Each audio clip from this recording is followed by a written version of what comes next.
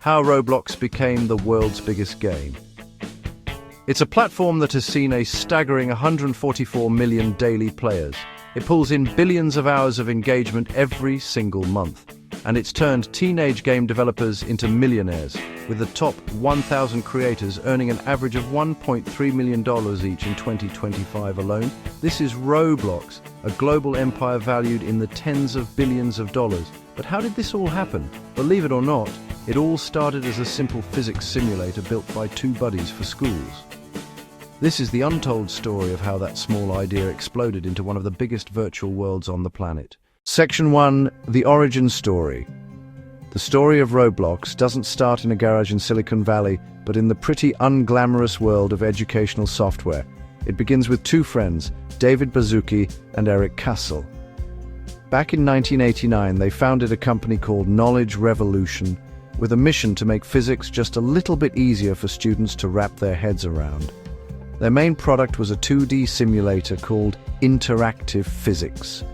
Think of it as a digital sandbox where students could build simple machines, run experiments, and watch the laws of physics play out right on their screens.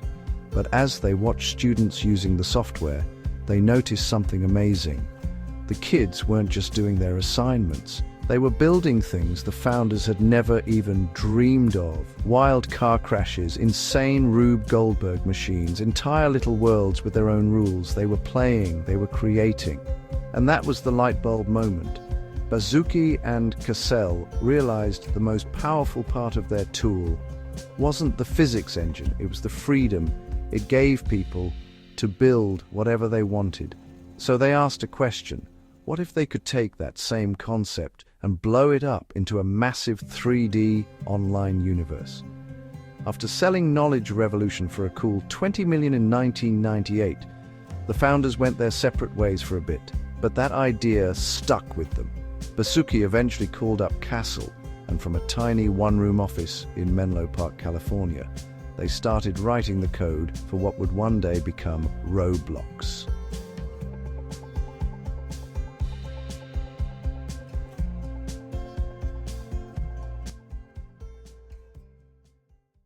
Section 2.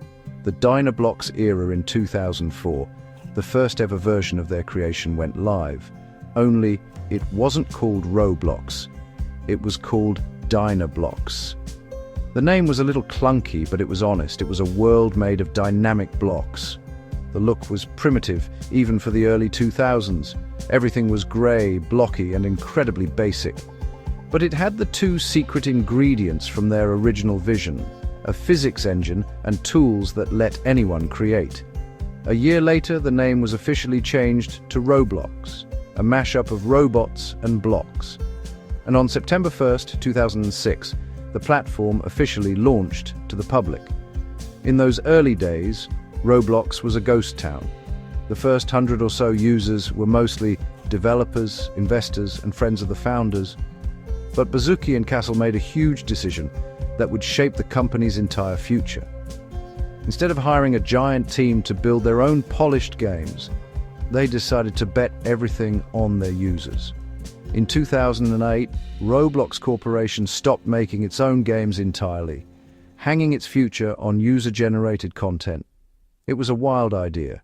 They would supply the digital Lego bricks and the instruction manuals, the Roblox Studio engine, but it was up to the community to build the castles and the spaceships. Early games were simple but full of heart: digital paintball, spooky haunted houses, and model trains that you could actually ride. Growth was slow, but it was steady. They proved that if you give people the tools to create, they'll build you an entire universe. Section 3. Key turning points. For years, Roblox grew quietly, staying mostly under the radar as a niche platform for dedicated builders. But a few key moves were about to light the fuse on an absolute explosion of growth. The first was the introduction of a virtual currency, Robux. This let players buy virtual items and unlock special features in games. But the real game changer came in 2013 with the launch of the Developer Exchange Program, or DevX. For the very first time, creators could exchange the Robux they earned from their games for real-world cash. This changed everything. Building a game on Roblox wasn't just a hobby anymore, It could be a career. It sparked a creative gold rush, pushing developers to build bigger, better, and more addictive experiences. This was the birth of the Roblox creator economy, an engine that would eventually pay out billions of dollars to its developers. Sadly, this period of innovation was also marked by tragedy. In February 2013, co-founder Eric Cassell passed away after a 3-year battle with cancer. The loss was a huge blow, but David Baszucki, now the sole founder and CEO, was determined to push their shared vision forward. The next huge catalyst? The smartphone. Roblox launched on iOS in late 2012 and on Android in mid-2014. This was a game changer. It put the platform directly into the hands of millions of kids and teens who were living on their phones and tablets. Mobile quickly became the main way new users discovered Roblox, turning it from a PC-focused game into a global, pocket-sized phenomenon. Section 4. The explosion. If DevX and mobile were the fuel, the COVID-19 pandemic was the spark that lit a supernova. With the world in lockdown, kids were cut off from their friends, their schools, and their playgrounds. They were desperate for a place to connect, and millions of them found it on Roblox. Roblox became the virtual playground, the digital mall, the after-school hangout spot. Its user numbers went through the roof. It wasn't just for playing games anymore, it was a social hub. This is where breakout hits like Adopt Me, a game about collecting virtual pets, and Brookhaven, a role-playing game where you could own a house and live out a virtual life, became massive cultural events in their own right. The scale became hard to comprehend. During its peak growth, Roblox was a primary social platform for kids, with one report in 2020 suggesting over half of all children in the US were on it. By late 2025, the platform had solidified its global reach, hitting a record 144 million daily active users worldwide. What started as a physics toy was now one of the most dominant entertainment platforms on the planet.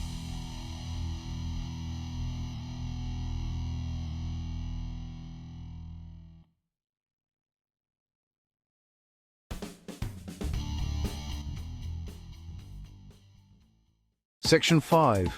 The business of blocks. So, how does this digital empire actually make money? The business model is a brilliant, self-powering loop. Players buy Robux with real money to spend on avatar accessories and in-game perks. A cut of that spending goes to the developers who create the games and items, and Roblox takes a slice of every single transaction.